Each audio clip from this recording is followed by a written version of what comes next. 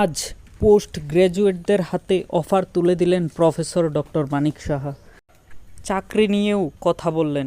চাকরির সম্বন্ধে বলতে গিয়ে বলেছেন যে আমরা দেখছি যে বিগত আমলেও যে আন্দোলন করছে, চাকরি দাও, চাকরি দাও, চাকরি দাও। তো চাকরি সময় মতো দেবই, তো আমরাও চেষ্টা করছি চাকরি খুব শীঘ্র দেওয়ার জন্য, এই কথা বললেন প্রফেসর ডক্টর মানিক সাহা। এর সাথে বলছে যে অনেক চাকরি পাইপলাইনে আছে, তাদেরও পূরণ করা হবে এবং নতুন নতুন চাকরি ক্রিয়েট করা হচ্ছে। নিজেই দেখে নাও যে প্রফেসর ডক্টর মানিক সাহা চাকরি নিয়ে কি বলেছেন। তার আগে আমার চ্যানেলটি যদি তোমাদের ভালো লেগে থাকে তাহলে লাইক অ্যান্ড সাবস্ক্রাইব করে আমার পাশে এইভাবেই থাকবে। তো চলো ভিডিওতে চলে যাই। প্রায়ই আমি দেখি মাঝে মাঝে রাস্তায় অনেকে যায়, চাকরি নেই, চাকরি দিতে হবে, এখনো কেন ওইটা ডিক্লেয়ার হচ্ছে না। আমি যখন এগুলো দেখি, আরে হবে, এগুলো চিন্তার কিছু নেই। এখন এগুলো তো গতানুগতিক, যে একটা আগে সরকারের সময় আমরা দেখতাম এইভাবে বেরোতো, দিতে হবে।